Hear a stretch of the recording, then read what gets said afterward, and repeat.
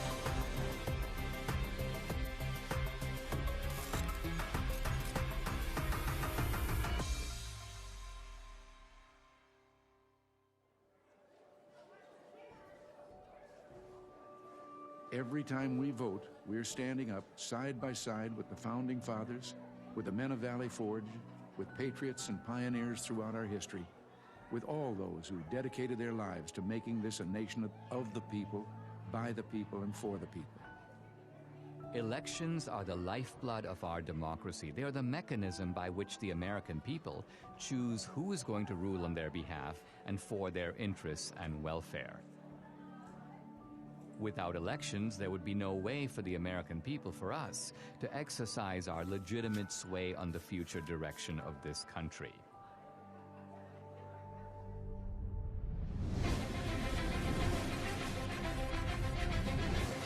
Polls now closed in half the country, and we are getting some interesting results coming in from those battleground states. If you're a Republican, you say, wow. If you're a Democrat, you say, uh-oh. So you see Donald Trump is now starting to widen his lead.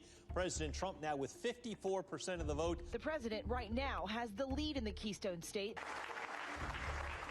We're going to have a great night, and we're going to have, much more importantly, we're going to have a great 4 years.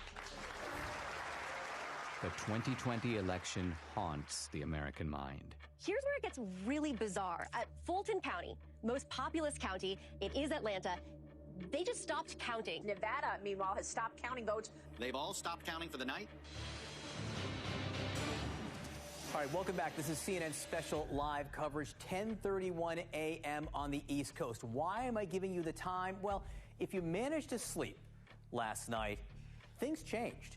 You may have gone to bed thinking this election was headed one way, and then you woke up and you saw things were different. Also overnight, Joe Biden pulled ahead in the state of Georgia. Joe Biden takes the lead in Pennsylvania. Okay, we have an announcement to make. Joe Biden has run for president 3 times, and the 3rd time has turned out to be the charm. One side insists it was the most secure election in U.S. history.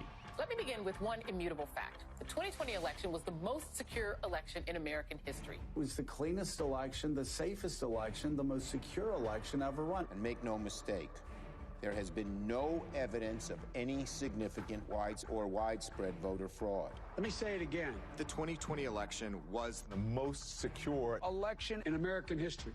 Period. This same side accuses anyone who disagrees with them of perpetrating a big lie or the big delusion.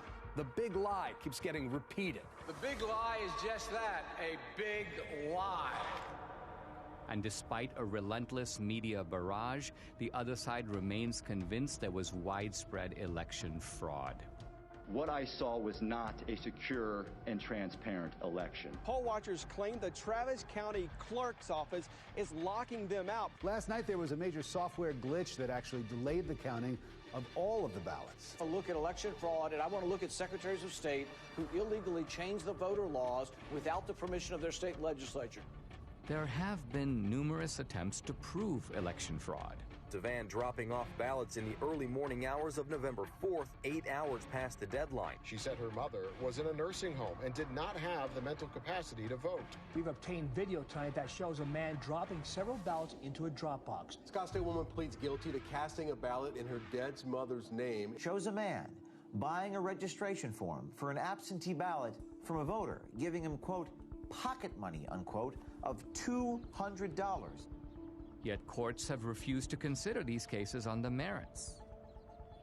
The Supreme Court rejecting an effort by Republicans to reverse President-elect Joe Biden's win in Pennsylvania.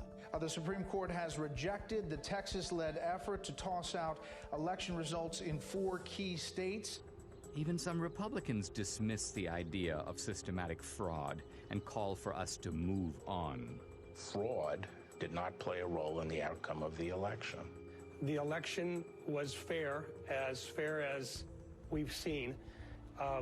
We simply did not win the election as Republicans for the presidency. Rather than reject what happened on the 6th, reject the lies about the election, and make clear that a president who engaged in those activities can never be president again. But we can't move on unless we know the truth. Many other issues arise out of the 2020 election. Did the January 6th protesters go to D.C. to mount an insurrection?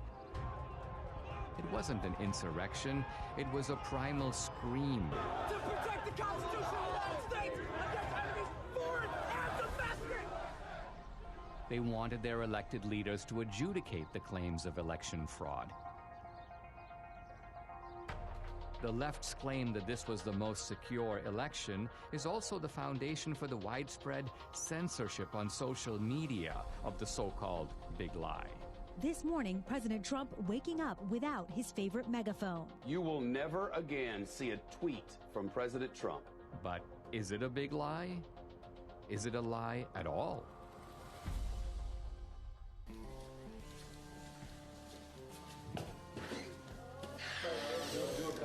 Yeah. Rolling. Sound speed. All right. Everybody got me? Yep. All right. SRP.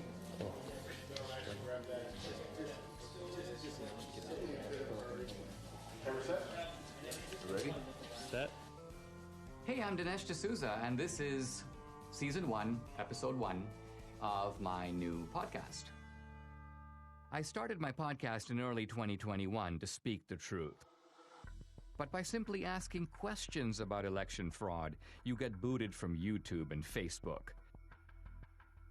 My podcast is sponsored by Salem Media, and I knew that other Salem hosts felt my frustration.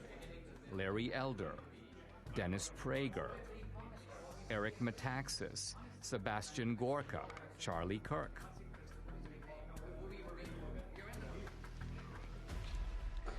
Let me begin by asking a very simple question.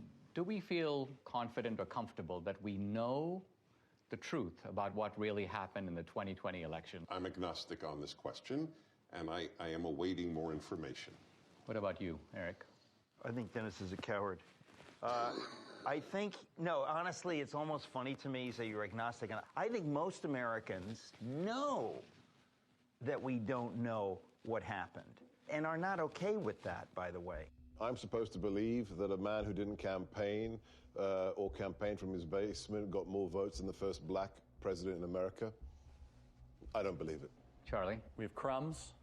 We have some evidence here and there that the picture is far from complete. Larry, in your race, you were asked straight out, right? Do you believe that the 2020 election was stolen? What was your answer, and do you abide by that answer as of right now? My answer was that Donald Trump is in Mar-a-Lago, and Joe Biden is in 1600 Pennsylvania Avenue. The lawsuits did not succeed. Do I believe there was shenanigans? Do I believe there were irregularities? Absolutely, and said so. This is probably the most loathed president I've ever seen. I thought Richard Nixon was loathed. I thought George W. Bush was loathed because of the Iraq War. I've never seen the level of vitriol against this man every single day. I think there was a study that found 91% of the news of ABC, NBC, CBS nightly news against Donald Trump was negative. dogged by a bogus 2.5-year collusion investigation. And then on the eve of the election, this Hunter Biden story drops, which shows that Joe Biden completely lied about his lack of knowledge of what his son was doing, and it was suppressed. And even the CEO of Twitter later on admitted that it was suppressed and shouldn't have been. That alone would have altered the election. You add all that up, my point is, this man is so loathed, I wouldn't put it past the Democrats to do virtually anything to make sure he doesn't get another 4 years. If I believed the president were a Nazi, I might steal an election. If we were Germans in the 1930s, we'd steal the election from Hitler if we could. If I'm that indoctrinated, of course I can justify it. I think it was Jane Fonda who said that COVID was God's gift to the left, right? It wrecks the empirical positives of the Trump economy, but here's the other. It enables a whole bunch of things on the other side to change the rules of the election. So the point is, in a COVID environment, is it not conceivable that Trump could have lost fair and square? I think millions of Americans know something went wrong, and they have little pieces, and no one's really put it together. They know that there was injustice. They know it in their gut. They know it through the bellwether counties where Donald Trump won almost every single one of the predictive counties that show who's going to be president. And then they also know it where they went to bed thinking Trump was going to have 4 more years, and they woke up with the exact opposite. We have an individual who could fill a stadium with 60,000 supporters in 24 hours, vice an individual, you know the famous photograph of the 6 empty circles at a Biden rally. We have an incumbent president who received more votes than any other incumbent president in American history, who actually got 10 million more votes than he did 4 years prior, and who received more support after 4 years of being called a racist and a white supremacist, more support from the Hispanic and black community than any Republican president since the 1960s. And he was beaten by a machine politician who couldn't speak clearly, who on the campaign stage would confuse his sister with his wife. It just stinks. Now, is it possible that the very success of Republicans down ballot, I'm talking about Republicans running for the House, running for the Senate, running for other races, the fact that the Republicans as a party did pretty well, but Trump lost, doesn't that work the other way and undercut the idea that there was systematic fraud? It's an anomaly. Because if he really, when a president really loses, he has tails. What is it called? Coattails. Coattails. And the down ballots lose. But they won. Why didn't they cheat on all of those? Why didn't they cheat in Virginia with Youngkin? And who's to say they didn't cheat? Not all attempts at cheating succeed. You're right. One other question. In the Republican Party, I keep hearing people who seem annoyed at the revisiting of the 2020 election. Their attitude appears to be, let bygones be bygones. Let's just move on. I think the reason that many Republicans are saying let's move on is because bold accusations require bold evidence, and they haven't seen it. And because they know how vulnerable they are and how much they're going to be bashed. Well, yeah, you're called a sore loser. You're called a conspiracy theorist. The people who say that, let's move forward, are people in the elite who see Donald Trump as an anomaly. You will not win in any district in this country because you have said that the 2020 election was a fraud. And if they can't win on this issue, then don't use it. Well, it doesn't have to be the only issue, but their unwillingness even to speak up about it, I think, is despicable. Show me the proof, and I'll bet you they do speak up. Just like I will speak more, and I'm not running for office. But I have not gone on board of, I know for a fact this was a fraud. Show me the money.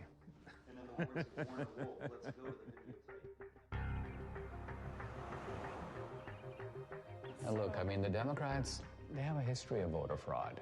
Going back to Tammany Hall in the 19th century, we fast forward to LBJ stealing his first race in Texas. John F. Kennedy, the allegations that he stole the presidency with voter fraud in Texas and in Illinois. They've done it before. I mean, you can have someone who has a criminal record and they're fully capable of robbing a bank, but did they rob the bank? Well, it looks like it. What does our friend Catherine think about all this? Catherine's been a little quiet, but I think that means that they're working on something. I think that you should give her a call and see what she thinks. Hi, I'm Catherine Engelbrecht, founder and president of True the Vote. Hey, can I Dinesh. How are you? Hey, I'm doing fine. Hey, listen, I'm here with Debbie. Hey, Catherine. Hey, Debbie. You know how crazy it is out there. Have you guys been digging into this whole issue of voter fraud? Well, we have been working on something big. It's probably best we don't discuss it over the phone, but can we meet?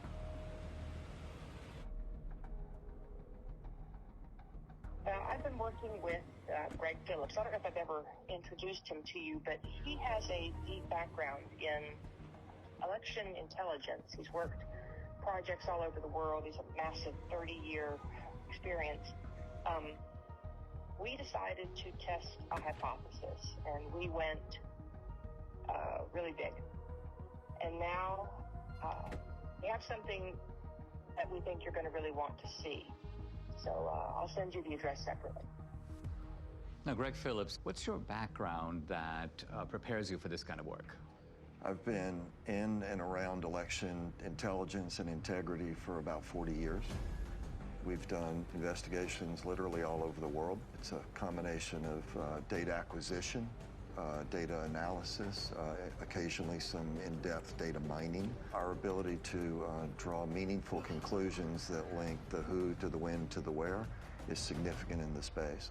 Catherine, you started the group called True the Vote in the year 2010. What was your mission or objective? We just didn't have enough volunteers working at the polls in our local elections. So we began by training people to work in the polls, and then as we got further into it, we recognized, wow, some of the problems you see at the polls can be attributed to problems in the voter rolls. Well, what can we do about the voter rolls? And so it turned into something much bigger than we had anticipated. True the Vote has the largest store of election intelligence for the 2020 elections in the world. No one has more data than we do. So I started True the Vote to ensure that every American voter has an opportunity to participate in elections. I think I became familiar with your work when you gave congressional testimony. Now, that was in the year 2014. In fact, I met you through Debbie, and I think what's interesting is that you not only have known Debbie for years, but you trained her. And Absolutely. I was a bilingual poll watcher. Oh, yes. So my Spanish language came in very handy. I was a poll watcher in Rosenberg, and the poll judge was telling this couple that came in Spanish who to vote for. And of course, she didn't really realize that I knew Spanish, and so there we go. And you busted them. I busted them. Yeah. So, Catherine, when you set up True the Vote, you set it up not so much, it's not a partisan organization. Is that because you saw shenanigans, problems with voting as coming out of both parties? Oh, absolutely. Plus, we need parity of parties at the polls. Well, you told me about this remarkable election in which you had vote harvesting and vote trafficking, but it was on behalf of a Republican candidate. Exactly. In North Carolina, it was unique in that it actually overturned an election. There's going to be a new election in the North Carolina congressional district engulfed in a scandal over voting fraud. This all centers around allegations that an operative for Harris then hired a team of people to harvest absentee ballots, paying them between $2 and $3 a vote. So you have an activist, the guy's name was McCrae Dowless, and he worked for the Bladen Improvement Association, which was a kind of an African-American get voters to the polls, but apparently they were doing all kinds of vote harvesting, and he learned the strategy. Then he broke with them, and he took his services to Mark Harris, a Republican, well, actually a pastor who was running. Correct. And Harris won. He pulled it off. In 40 years of doing this, we've seen this over and over again. Sometimes the schemes are a little bit different. Sometimes it's people out banging on doors, gathering ballots. Sometimes the ballots are sent here, gathered here, deposited there. But the trafficking itself is always the same basic pattern. There's a nonprofit involved somewhere in the middle. There are people that are either collecting those ballots on the one hand or depositing those ballots on the other and getting paid for it. In no case is it acceptable to be paid for your ballot or to accept some form of remuneration for your ballot. And in no way, in no time, is that legal.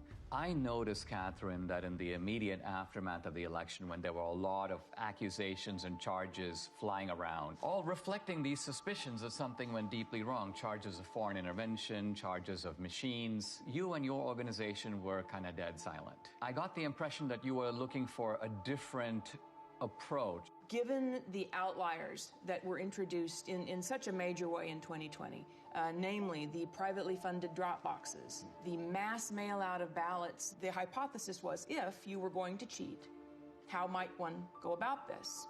That would be provable, trackable, traceable. You said there might be some, let's just call them bad actors, who are delivering ballots systematically and illicitly to these mail-in drop boxes, and there might be a way to track them and to bust them.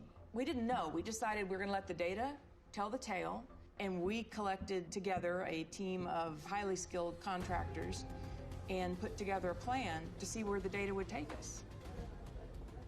What, Greg, is geo-tracking? So the idea is to collect these signals that are emitted from your phone.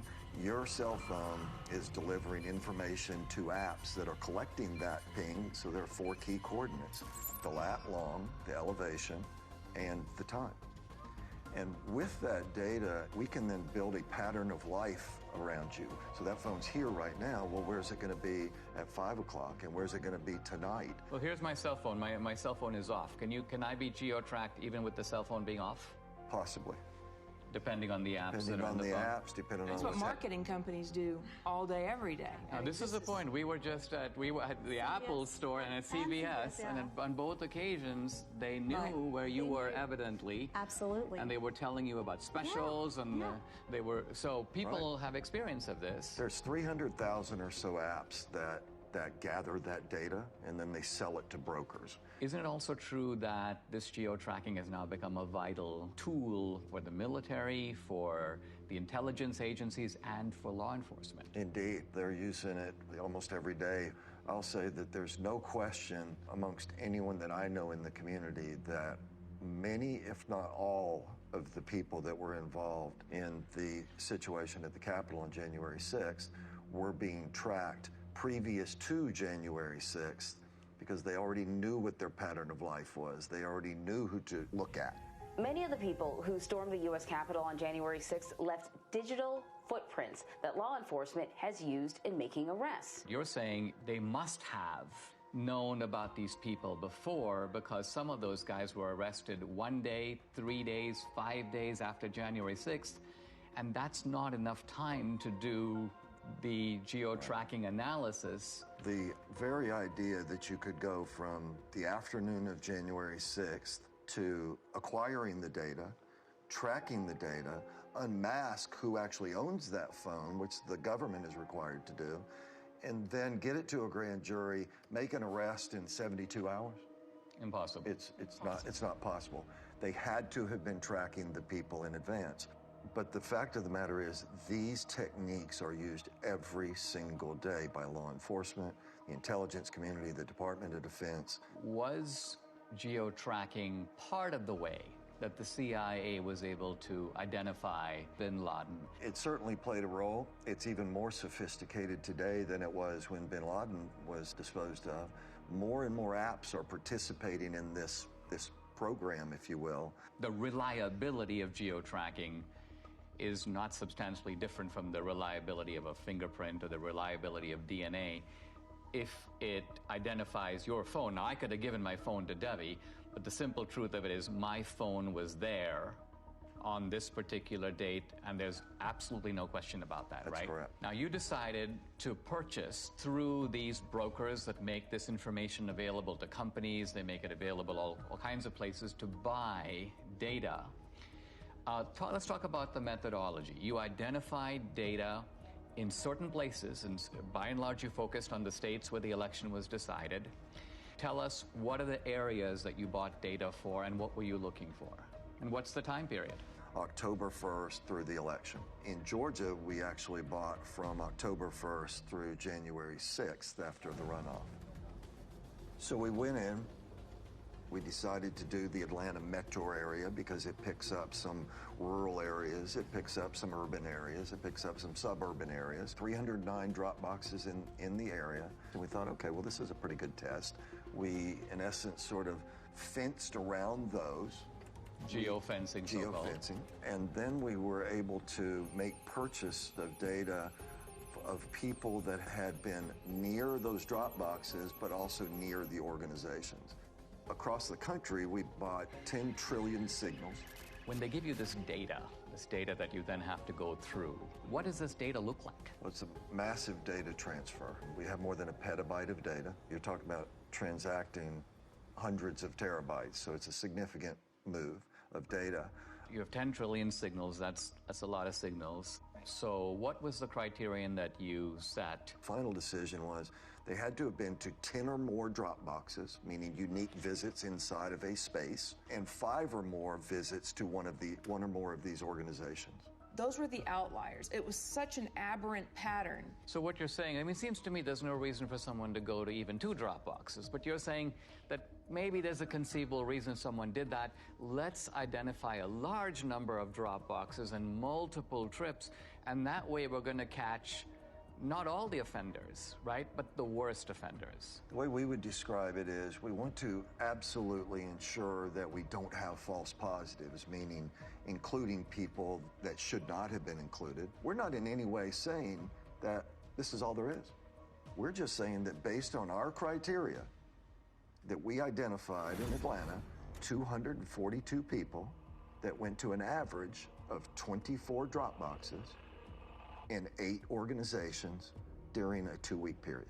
242 mules. Now let's pause for a second. What is a mule? When we started the project, we had to figure out how are we going to describe the individuals and the elements involved. And to us, it felt a lot like a cartel. It felt a lot like trafficking. It can be trafficking in drugs, trafficking in humans. In this instance, it's ballot trafficking, and so we began to use that vernacular. A mule is, by our definition, a person that is involved in picking up ballots from locations and running them to the drop boxes. So you have the collectors on the one hand, you have the stash houses, which are the nonprofits, and then you have the mules that are doing the drops. What do we know about them? Who are they? Well, first let me say, this is not grandma out walking her dog. Bad backgrounds, bad reputations. We've had, encounters with several that are, not terribly positive. Violent guys. Can be. They are interested in one thing, that's money. Do we know, by the way, how much they get paid? According to the people that have shared information with us, it's generally $10 a ballot. In the Georgia runoff, that number was higher. 2020, of course, was the year of the Antifa riots, the BLM riots, and it was all going on in the months and weeks leading up to the election. Right. And so in the data, you have geo-tracking data of the drop boxes, but you also have data on the rioters. There were several different violent BLM Antifa riots in Atlanta. In one of them, we had 36 of our mules participate in these violent riots. There's an organization that tracks the device IDs across all violent protests around the world. We took a look at our 242 mules in Atlanta, and sure enough, dozens and dozens and dozens of our mules show up on the ACLID databases. So again, this is not grandma out walking her dog. These are, violent criminals sometimes. There's not just a criminal element, but there is an ideological element, and that there's an overlap between people. I mean, you're not going to go to an Antifa riot and find it overpopulated with patriots or Christians or Republicans. These are people on generally the far left. And turns out that these are people who also help to make up the mule population. I think that's also borne out in our target organizations themselves. They're not like Republican organizations. These right? are left-wing Democratic organizations. Yeah. Let's zoom in here. So the mule is the delivery man. The mule is a delivery woman.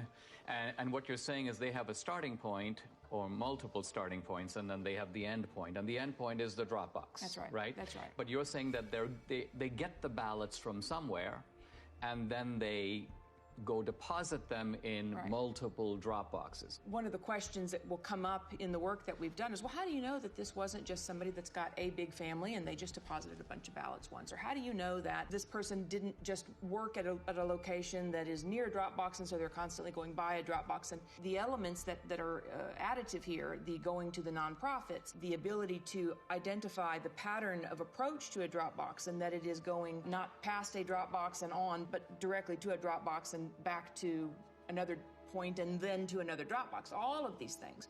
I mean, isn't the timing significant? If some guy's going to a Dropbox at 2 a.m. in the morning, presumably he's not like out for a walk. Right. So we're going to show you a visual, a pattern of life that someone can see and look at rather than just a whole spreadsheet of numbers, being able to look at it in this manner. What you see here on the screen is a single person on a single day in Atlanta, Georgia. They went to 28 drop boxes in 5 organizations in one day. What are the orange dots? Those are drop boxes. And what is the blue tracks? That is a smoothed out pattern of life so that we could take the sort of the movement of the individual cell phone signals, marry them together into something that's visual so that you can see movement on the individual. To get to some of these drop boxes, you had to be intentional. You had to get off the highway, you had to go on surface streets, you had to turn in somewhere in order to get to those drop boxes. And the circles, I take it, reflect the nonprofit centers. Are that the places where the ballots originate? The stash houses, where the ballots are collected and handed to the mules to take to the drop boxes. Now let's move over to Arizona. How many mules in Arizona? A little over 200.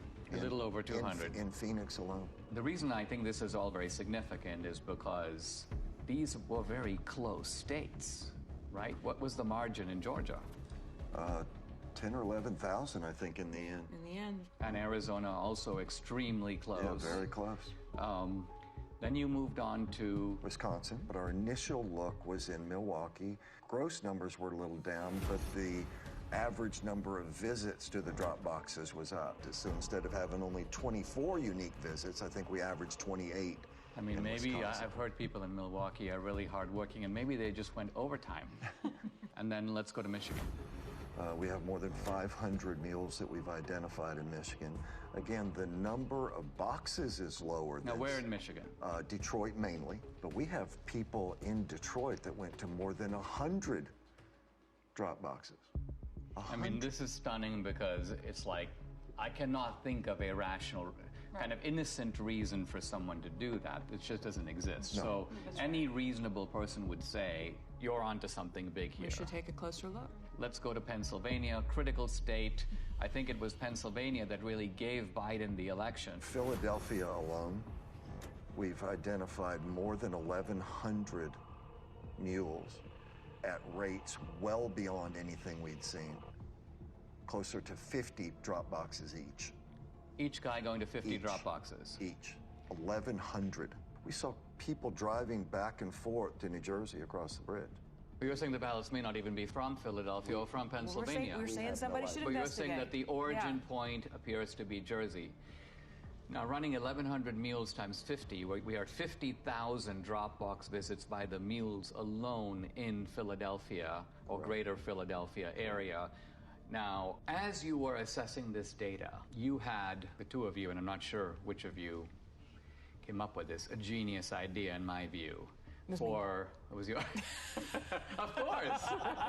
Of course, who else? Well, to validate your data. We chose to look at 2 murders that were ebbing on cold case status. And in Atlanta, 8-year-old Secoria Turner was killed by rounds of gunfire shot into a car. It happened just outside this Wendy's parking lot. Bought the data and the team got to work.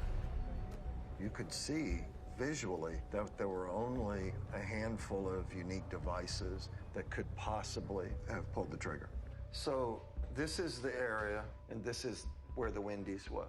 And are you saying that each green dot is the same guy, but moving through time? Each color is one person. The shooting actually occurred right here in this parking lot, sort of inside of this circle are really the only potentially legitimate shooters. Each of these devices has a unique device ID, and we turned the bulk of this information over to the Federal Bureau of Investigation. Now, I read, they've arrested 2 suspects. They have. 2 suspected gang members will appear in court this morning on charges that include the shooting death of 8-year-old Secoria Turner. And isn't it true that this tracking, these movements, this parallels exactly the work you're doing with the mules? Exactly. It's one thing to have the scientific evidence, which is persuasive on its own merits, but do you have video evidence? We do. How much of it do you have? 4 million minutes of surveillance video around the country. Official surveillance video of these mail-in drop boxes? Yes. How do you get it? You can file for open records requests. Any citizen can do this. It was a very difficult series of steps that had to be followed to procure the actual surveillance video. Do you have video in Georgia? We do. Is it video from the presidential election, the runoff election, or both? Both. Do you have video from other states? Some video from Arizona. We have recently learned video was specifically turned off on particular drop boxes. In which state? Arizona. Wisconsin, it turns out, even though the rules required them to have video. Did they do the video? No, they did not. There should be video on every Dropbox. Indeed. Given today's kind of cost of technology, it would not have been that hard to do it. And you sent me a screenshot, Catherine, where you were requesting video, and I believe it was the state of Georgia saying this video does not exist, and we can't tell you why it doesn't exist. Right, that was in Fulton County. We have correspondence like that from a lot of states. In the absence of video, and that geospatial data is key to decoding, what the greater scheme was.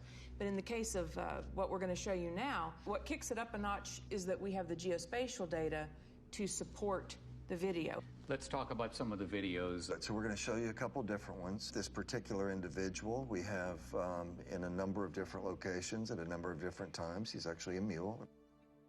This is the official surveillance video of Georgia. Absolutely. And so as the person pulls up, they don't even bother parking. Of course, in the middle of the night, so why would they? He gets out, approaches the box.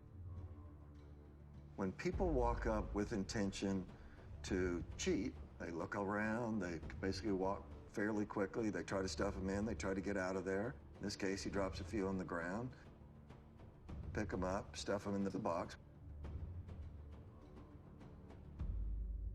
Then he hustles back and hustles out of there. So this is what it looks like. It doesn't necessarily look like, hundreds of ballots being stuffed in. You don't need a whole lot of fraud, you just need a little in the right places over time. Is there a way to estimate, or even roughly, how many ballots are being tossed into a box at a given time? It might be 3 or 5 or 6 or 10 or something like that. The idea is to stay under the radar. And as Greg said, the number is, 3, 5, 10 ballots. But then they're not done for the day either. They're going place to place to place, day upon day upon day. And so that will not show up in your chain of custody documents, your tracking documents that would identify a big blip. I mean, they're not going up and dumping in, buckets full of ballots. On the other hand, we've seen circumstances where it appears that buckets full of ballots showed up. There's one box in Gwinnett County that had a chain of custody document with 1,962 ballots noted on this. And first of all, that's roughly 10 times what we normally see. We sorted through the geodata, found a few hundred people. Okay, well, that's pretty odd. We have video of all of this. And guess what it shows? 271 people approached that ballot drop box during that 25-hour period. 271. 1,962 ballots were deposited. Wow. Here are election officials pulling out of that drop box 2 full duffel bags containing over 1,900 ballots. Let's look at another one. Yeah, let's take a look at... Interesting thing about this person is the device seems to live in South Carolina. So this person isn't even from Georgia. She was here during both election cycles but is not a resident of the state. But as she approaches the drop box, she never looks at the trash can, right? She's looking the other way. But the other thing she has is she has gloves on. What one of our analysts noticed was these surgical gloves only appeared from December 23rd forward in the runoff. So we didn't see a lot of them previous to December 23rd, and we couldn't figure out why.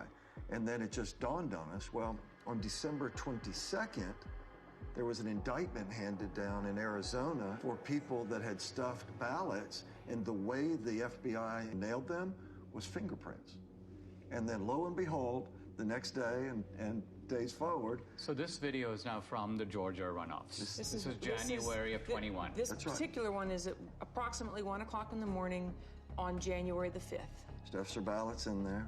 It's like a small stackish, maybe 3, maybe 4. Takes them off, and then puts them in a trash can that she never looked at. So she knew it was there. She knew it was there, right? And so we have her on a number of locations. She's an out-of-state mule, and then this is in no way the only drop box that she attended. That's right. No, she's goes to dozens and dozens over the course of these 2 elections. Who's next? What you're going to see is he approaches the drop box on his bike. He also has a backpack on. Pulled the ballots out of his backpack. Taking his time. Taking his time, digging around, looking for some ballots. Finally gets that, pulls them out. Okay, now I'm set. And he'll put them in. But you also see him get sort of frustrated as he starts to leave, because guess what? At this point, they had started requiring the mules, apparently, to take pictures of the stuffing of the ballots. It appears that that's how they get paid. So they take a picture, stuff it in, they take a picture, not a selfie, but a picture of the actual ballot going in. But this guy gets frustrated, so he actually has to park his bike, get off. So if you were there just casting your own ballot, what reason in the world would you have to come back and take a picture of the box? And he kneels down. Looking around. Take some pictures. Okay, the next one. Yeah, so let me show you Dog Guy. So Dog Guy, middle of the day, this is actually at a polling place. So the people in line are waiting to go in and vote early. They're doing it the right way. Okay, now you've got some other people going to walk up.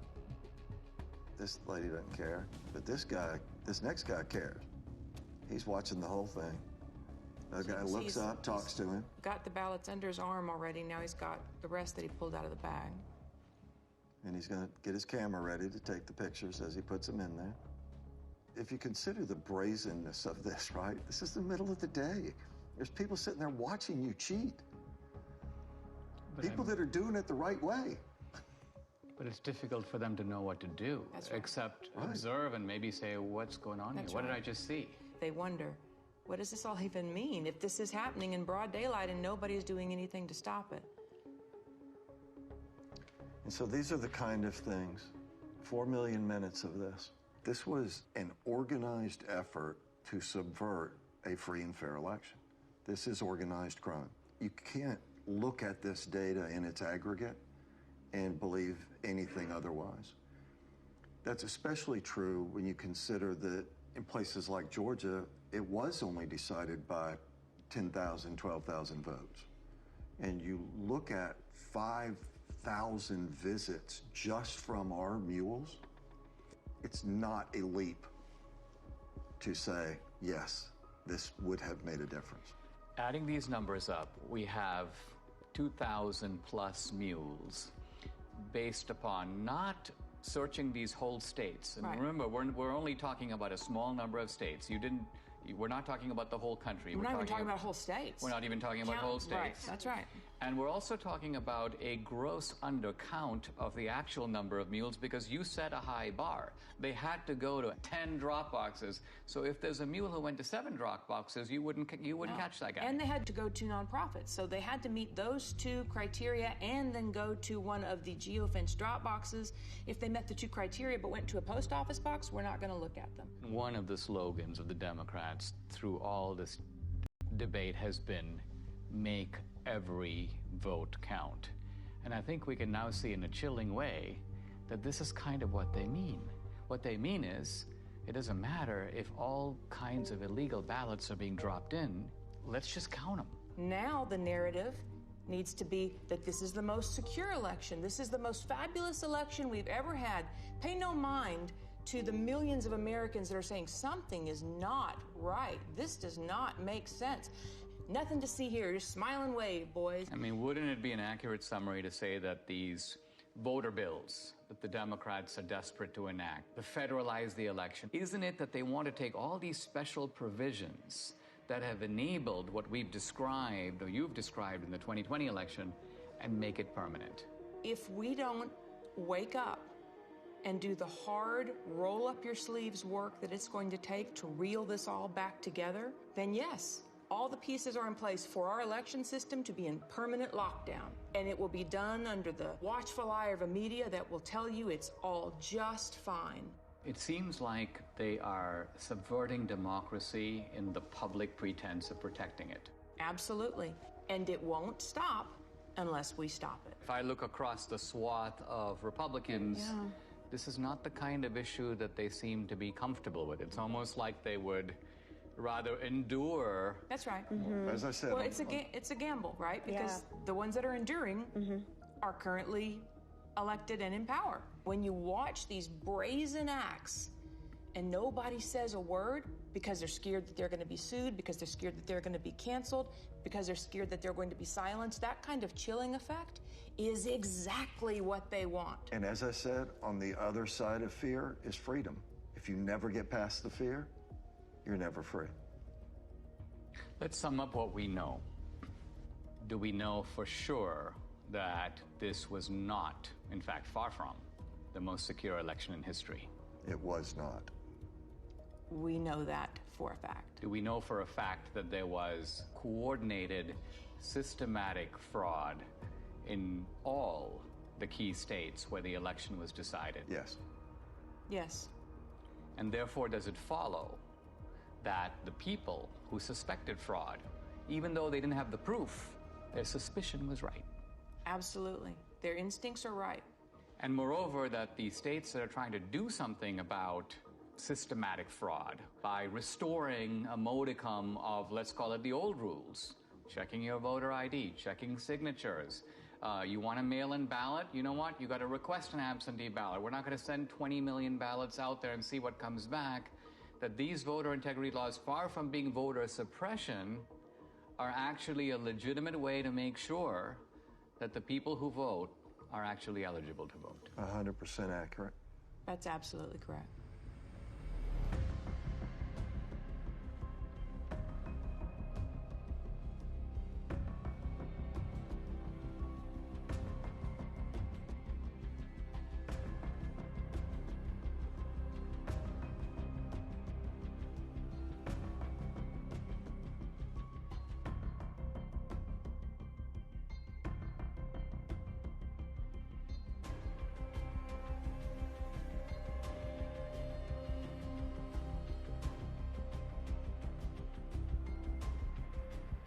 What you are seeing is a crime.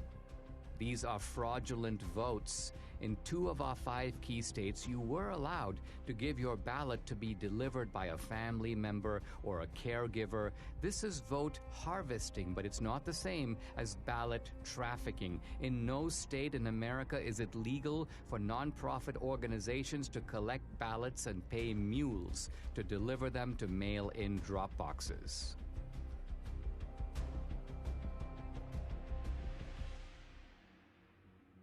Now we come to the most important question of all. Was the magnitude of vote trafficking in these key swing states enough to tip the balance in the 2020 presidential election? Let's first narrow in on just our 2,000 mules. Their average number of Dropbox visits, 38. Their average number of illegal ballots deposited per visit, 5. That's 380,000 illegal votes. But was this sufficient to put Biden in the White House? To answer that question, we must look at each key state. In Michigan, 500 mules, averaging 50 Dropbox visits and 5 illegal ballots per drop.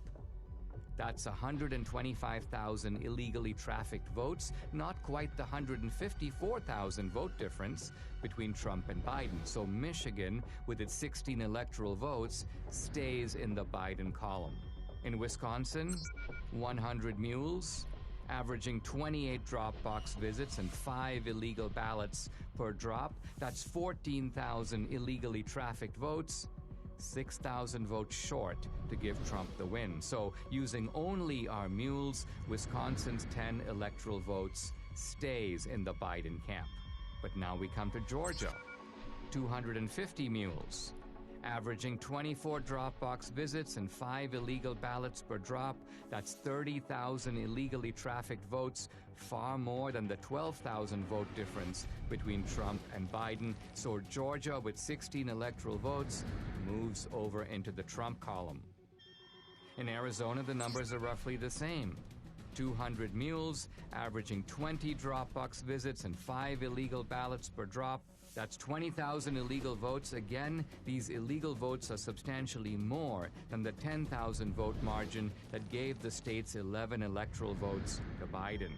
In Philadelphia, Pennsylvania alone, 1,100 mules, averaging 50 drop box visits and 5 ballots per visit. That's 275,000 illegal votes, again comfortably exceeding the 80,000 vote margin between Trump and Biden. So Pennsylvania's 20 electoral votes goes for Trump.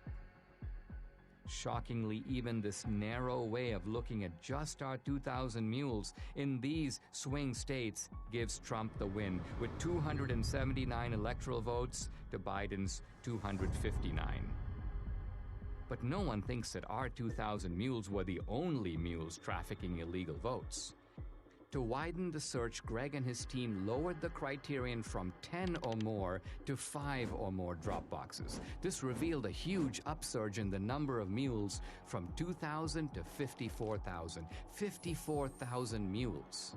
Next, they used a very conservative estimate of just 3 ballots per drop box visit. Now, when we multiply this increased number of mules times the 5 drop box visits per mule times just 3 illegal votes per drop, we find election fraud on an astonishing scale. In Wisconsin, 83,565 illegal votes were trafficked. In Georgia, 92,670. In Pennsylvania, 209,505. In Michigan, 226,590, and in Arizona, 207,435. Using this calculus, Trump would have won all the key states. And the final electoral vote, 305 to 233. I wanted to get my Salem colleagues' take on what I'd learned here.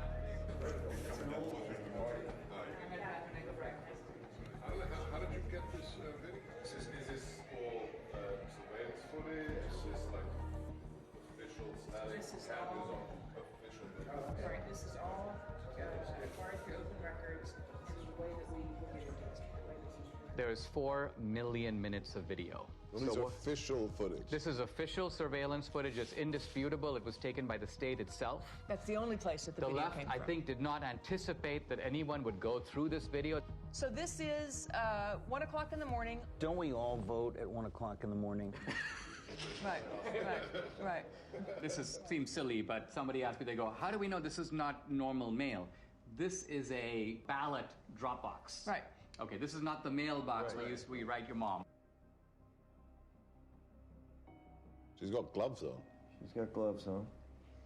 And what does she do with the gloves? Ooh. Whoopsie daisy. Hang on. She walked straight past that can and didn't see it. You gotta show that again. It's hilarious. Look, she just walks in.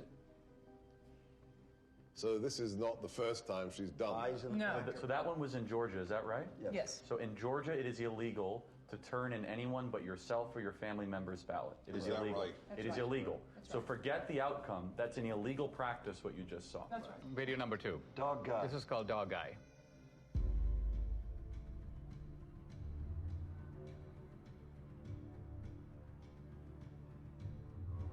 He's taking pictures. Why would you do that? So you get paid. It's business. It's business. What Business as do you usual. suspect if you had actually caught this person at that moment? hand me those ballots, and the person did, what do you think you would see?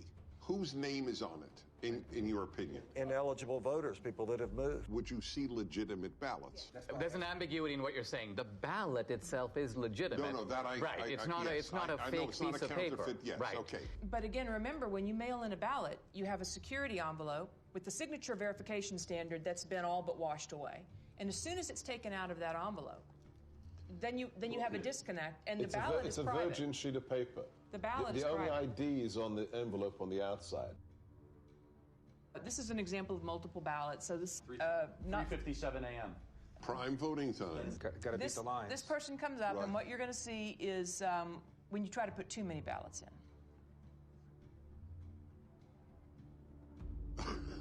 He needs a shoehorn.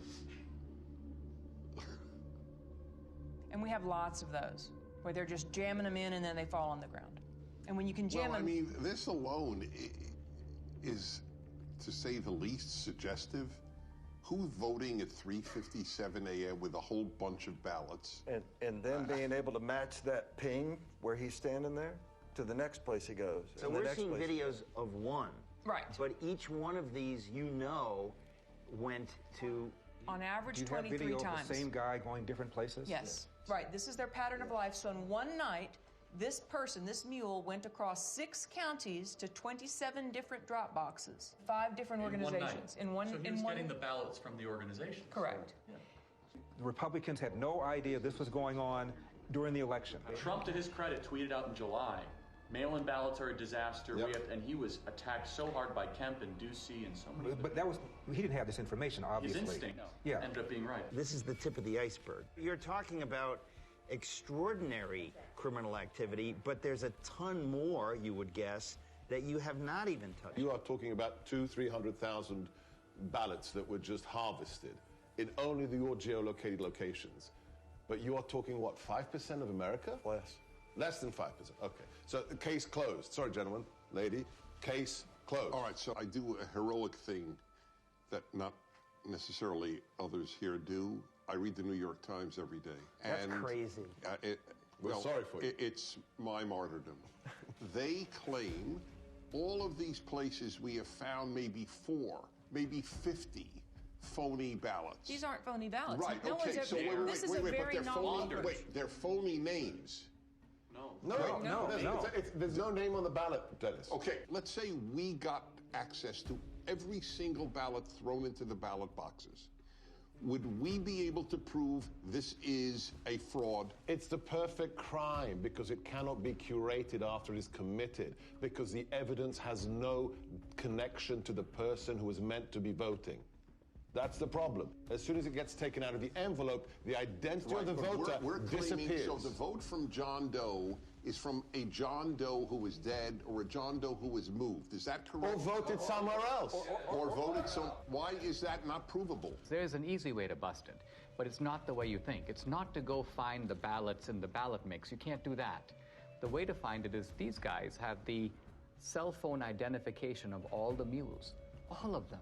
So law enforcement has to step in at this point, and their next step... What were you doing 7 is times? To go and interview the mules. Who paid you? Right. Where'd you get the money? Will any state's law enforcement do this? This is a big question. The mules aren't going to fess up. They know they're participating in something that is Well, you've got them on videotape. You've got 2,000 people who are committing felonies. Right. I'd like you to just reflect about what you've learned today and how you're feeling and thinking about it. It's just sickening to me. This is jaw-dropping. What you showed is frightening. Republicans had no clue this was going on. I wondered, were there any Republicans who did know? Investigative journalist Heather Mullins interviews a whistleblower hired by the National Republican Senatorial Committee. I was hired by the NRSC. My job was basically to watch the ballot boxes. And this was for the early voting in Georgia. So that started on December 14th. It ended on the 31st of December. And we would monitor that box from 8 to 8 all day long. So consequently, during those two weeks, I monitored those boxes indiscriminately. I would move around to the different areas in the boxes and watch them 30 minutes here, an hour there. And then I would start to see things where I'd see people walking up with backpacks, and they were unloading large numbers of ballots, stuffing them in the box. Recorded some of that and took pictures of it and dates and times and those things. I spotted a place from Texas, from Colorado, South Carolina, North Carolina. And I just thought that was odd that all these states were coming in and these people would get out and I'd watch them get out and then they'd go up to the ballot and stuff a ballot in the ballot box. I thought that was kind of odd. So, we took pictures of those things when we took pictures, recorded license plates and those things. And then I uploaded those photographs to a Dropbox. Then when it came to the Georgia runoff, the actual day of the election, which was January 5th, I was up there, it was early in the morning. Now, there were Stacey Abrams people all along the sidewalk up there. How did you know that they were Stacey Abrams people, though? Well, they had those masks on that said vote. Okay. She has one of those things. This was during COVID, right? And they were part of that initiative. I knew that she was part of that initiative that she had going on about get out the vote kind of thing. So it was Democratic Party and it was Abrams people that were, they were all interacting with each other. And then the local Democratic Party chairman was there also. About 6:30 that evening, we noticed there was a female couple. These two ladies had run up and they had a big stack of ballots.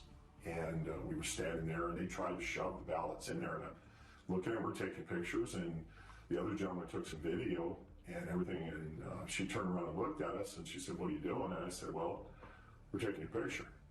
And she said, "Well, you can't do that." And I said, "Yes, I can." And she got mad. And she ran up the sidewalk and left. So you're saying the NRSC was made aware that there were people stuffing drop boxes at specific dates and times? Yes. So with what you witnessed during your time watching these drop boxes, do you believe that that was enough for law enforcement to get involved? Oh, definitely. But after several weeks, no contact or anything, and, I just... Now, so you're saying, though, if somebody had contacted you, you would be willing to testify to these things and give those depositions under oath? I would have had to. Yeah. I would have had to.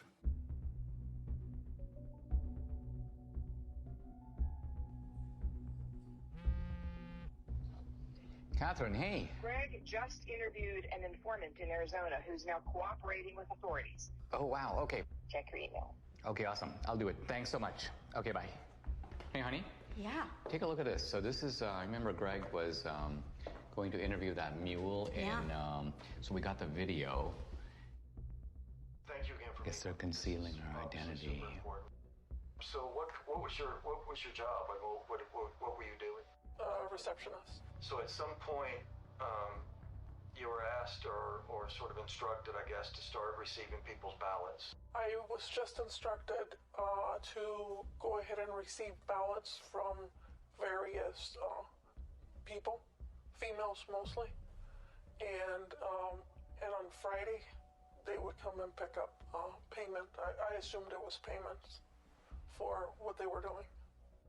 So they would, during the week, they would bring them in at various times, and then you would pay them like all on a Friday. Is that kind of how it went? Yes. Interesting. And then I would get a call to find out how many ballots were brought in and if they were already pre-filled out first. And she would come to the office, look at them, and then before she left, she would either take them herself, but other times she would ask me if I could drop them off at the library. So what was the instruction? Just to drop them off. In the drop box? In the drop box. The early ballots. Can you give me an idea of how many you personally put in the box? Hundreds? Could have been, yes. And was there a reason she wanted you to go to that drop box as opposed to maybe City Hall or something? There's no cameras. There's no cameras there. And she would want me to take it in the evening when it was dark also. Do you think this is widespread in Yuma County or elsewhere? I would say it is. So do you think that people you know in San Luis, they believe that their vote matters? I don't even think they know the meaning of what voting is. Do you personally think that the elections in San Luis are free and fair? No. They're fixed. they've been fixed. They already know, seriously, who is going to win the next election before it even happens. How do you think this affects the community, especially the Hispanic community? Because it seems like they're preying on minorities. They're an easy target because most of the Hispanics that live in the town are not well educated as far as the law. They look at it mostly as, oh, she's trying to help us because we're older, because she's having someone come and pick it up at my house, because I don't drive. Most of them, maybe, I would say honestly, 90% of the elderlies that live in San Luis don't drive or have relatives that are willing to drive them to do this, to go to the voting polls. Back when I first moved into the city of San Luis, I did have somebody come and knock on my door and ask for my ballot.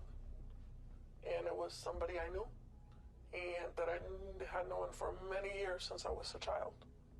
And up to this day, that person does not talk to me because I said there was no way I was giving them my ballot. What a brave woman to do this. Totally. I call it the Mexican mafia, seriously. Because they work like that. It seems like we need to do a better job of maybe educating folks or helping people understand that this stuff's not okay. I offered a long time ago. But again, they told me, oh, don't do it because you're going to end up in the trash can in pieces. What do you think it's going to take to get this trafficking to stop? For people to get caught and pay the price. Wow. Unbelievable.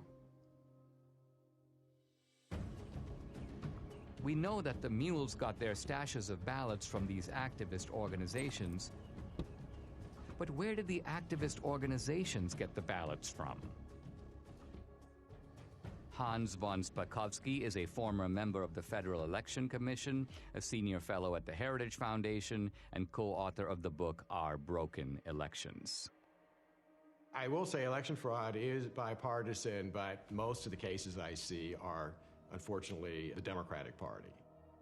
Hans, you just watched a mule kind of fessing up about participating in this trafficking operation.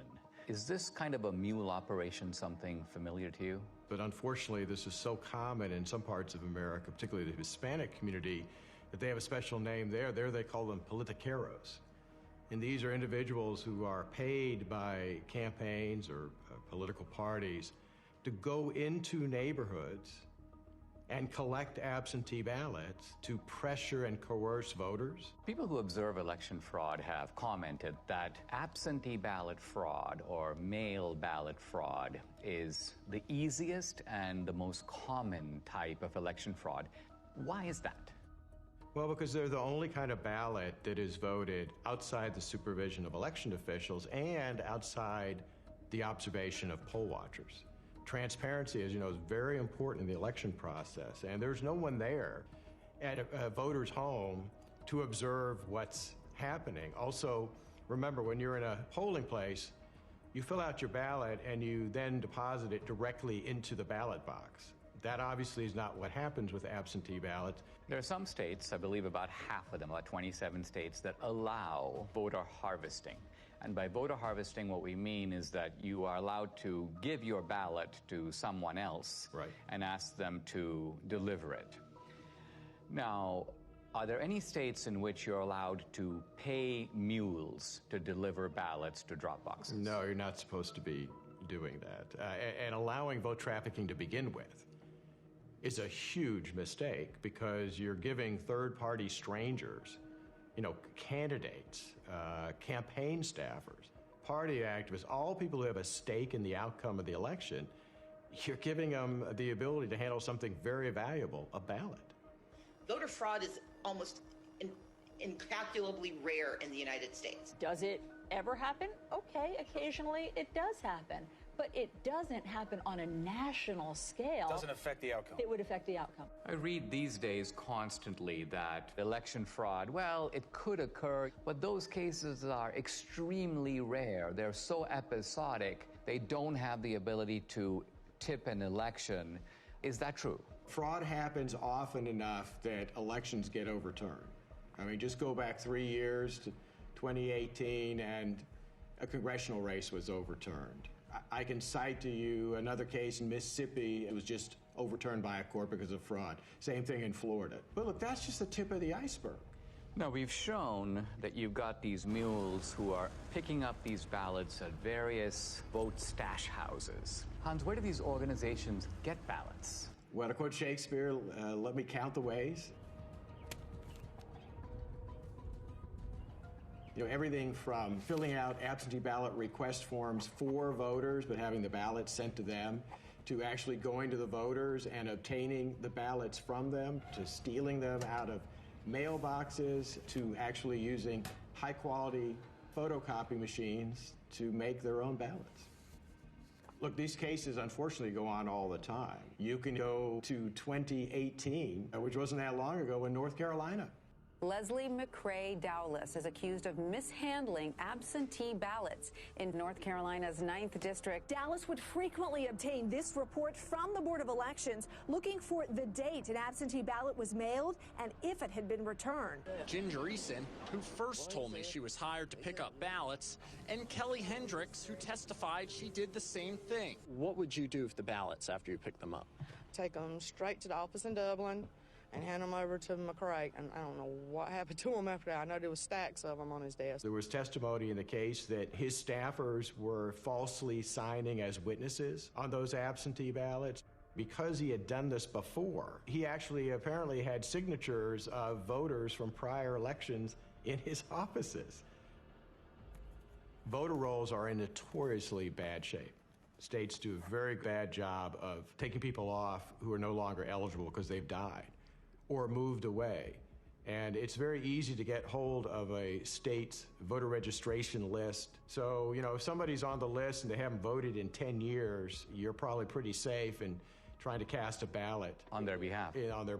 Remember, in states that made the mistake of simply mailing out a absentee ballot to every single registered voter, well, if you're a fraudster and you get hold of that absentee ballot, you've got 90% of the information you need to fill it out because the name's going to be on the outer envelope and their registered address.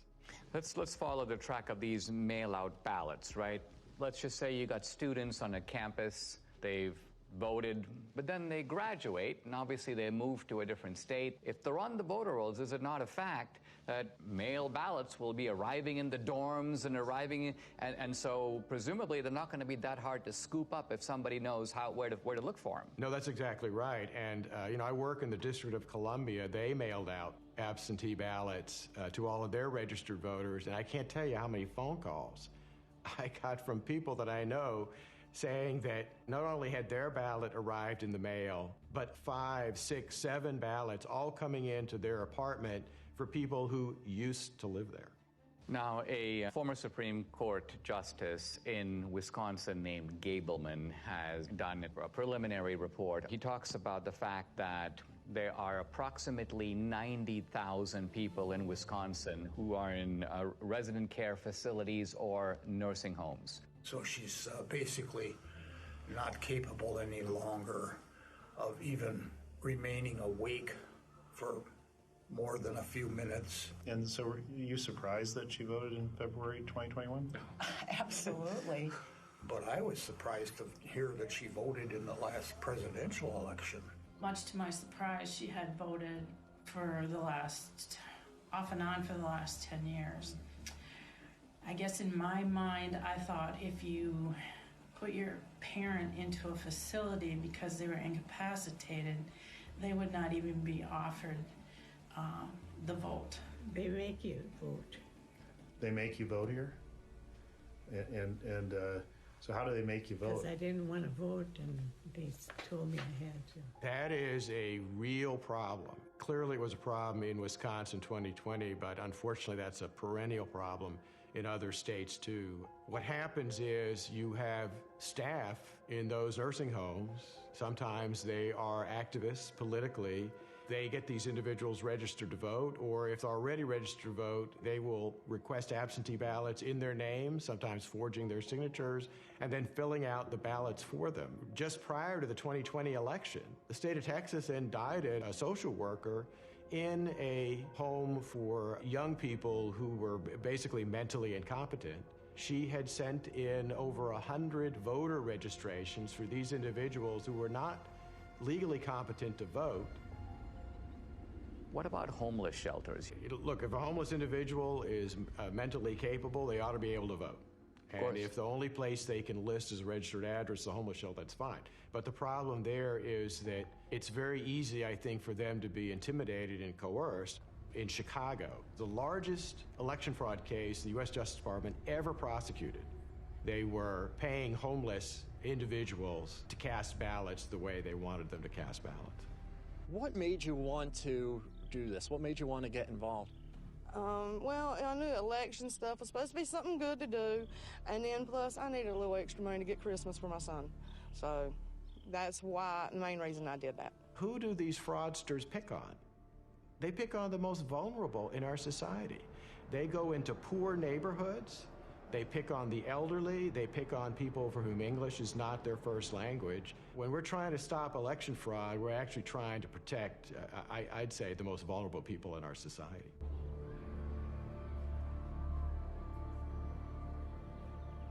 We now know where the ballots could have come from, but to pull off a heist like this on a national scale would take deep pockets. I wanted to find out where the money might have come from. Who could have funded the heist? I met with Scott Walter, an old colleague of mine at the American Enterprise Institute, who is now head of the Capital Research Center.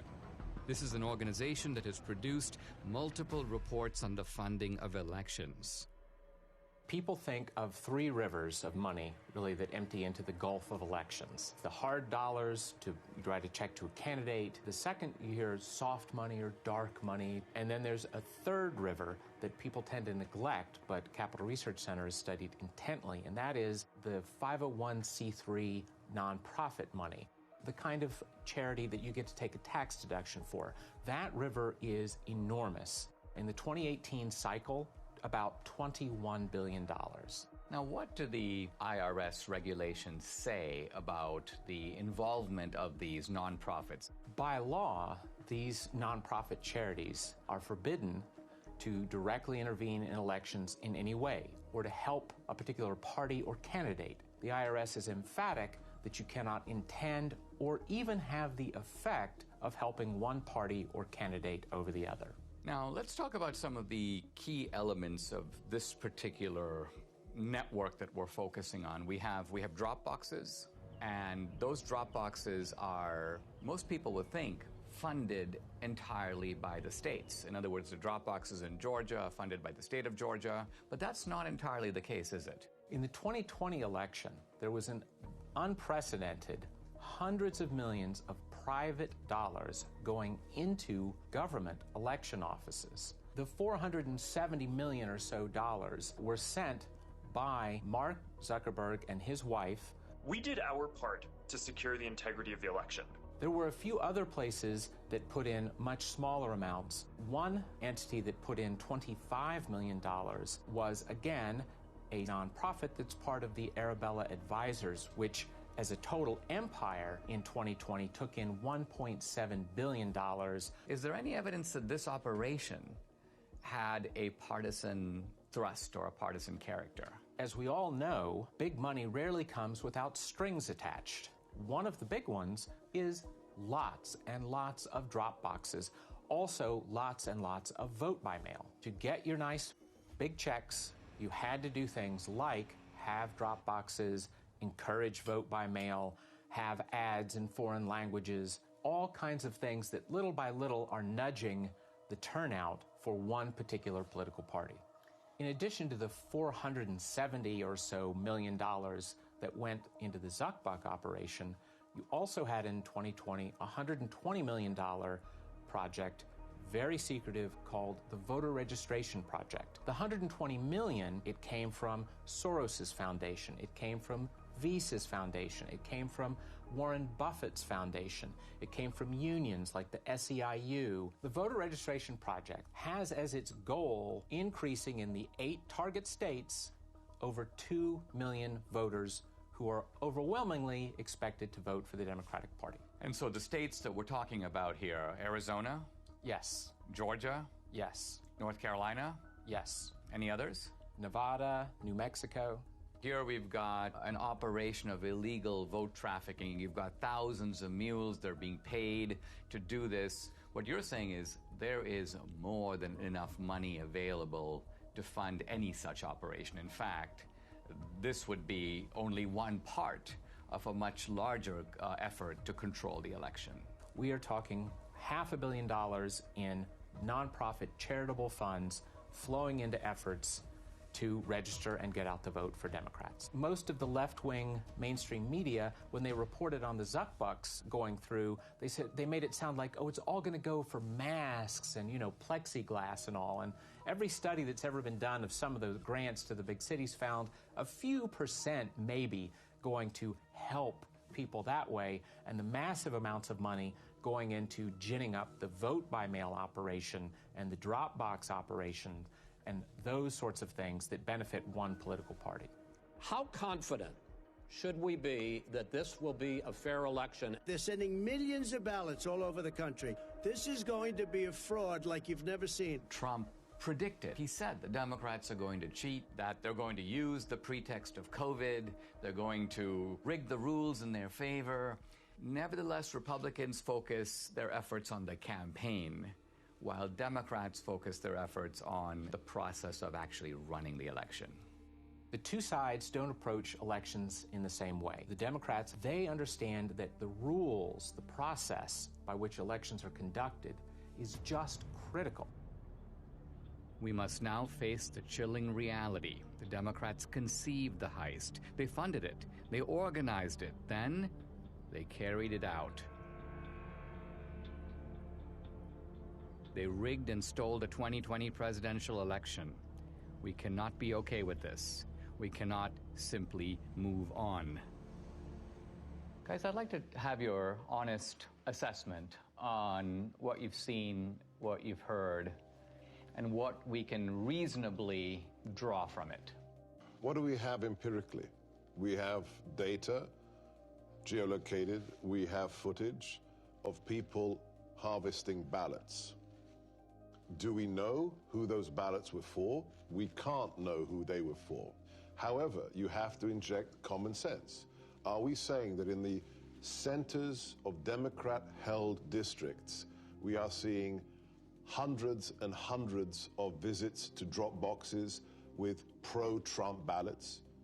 It beggars belief. It's ballot laundering. Looks pretty convincing to me. I don't think we'll ever know the full story. And what makes this crime so compelling and unique is that once the ballot enters the system, it's really hard to reverse engineer it. But when you have the cell phone geolocation data and then the actual footage of them doing what you would expect them to be doing, taking pictures of the ballots, taking gloves off, visiting multiple times, I mean, it seems pretty clear to me, and it explains the sudden spike in Biden's support that we saw late at night, the kind of instinct that people had. The control of the U.S. Senate went through Georgia with Chuck Schumer's majority leader, probably because of what we just saw. And then I'd like them to answer the mules. If they say it's clean, then be honest and say, okay. They have two ways they'll try to invalidate it. One is minimizing and then slander. Yep. Right. So they'll try to slander Dinesh personally. They'll say, oh, Trump pardoned him or whatever. Therefore, he's trying to get back at Trump to try to reinforce the big lie. I could already see the headline of the Washington Post. Trump pardoned ally comes out with questionable movie. I predict right now they will say, what on earth is a conservative doing tracking private citizens? Gee, how dare, what is Dinesh D'Souza doing to voters at 3 a.m.? In fact, I mean, that'll be part of it. Intimidation will be the word. Right. The word will be intimidation. They'll say no person is safe. Communities of color are being tracked. People like in black neighborhoods are now going to have to fear for their life that their cell phone pings will be paired. And this is Jim Crow 2.0, Dinesh. I disagree that this is not going to be compelling enough. This is a smoking gun. This is O.J. Simpson being seen leaving the scene of the crime. I don't care how partisan you are. You can't dismiss all of this. How do you explain somebody going to a whole bunch of different drop boxes with a whole bunch of different ballots on the same night at 3:57 a.m. in the morning? How do you explain that? That alone. I'm sorry. I think a whole bunch of people in this country are going to go, oh my God. I think that if every American saw that, I think it would move the needle. However, their ability to keep their side ignorant is total. It's going to be impossible to keep a lid on this thing. Well, this movie is an Overton window moment, right? So documentaries can do this every once in a while. Michael Moore did it. He moved the Overton window on many different topics 20 years ago. Al Gore did it with climate change. It'll happen, as Ernest Hemingway said, gradually and then suddenly. Because it's not just how many people are going to watch this film, it's who's going to watch it. It's going to be lawmakers. It's going to be people that work for the Bureau. It's going to be someone somewhere with a conscience that has power and to say, this is a problem. It can't be dismissed. It can't be dismissed. They have ruined Election Day in the United States of America. That's provable. And that's enough for me to fight the left with every fiber in my body.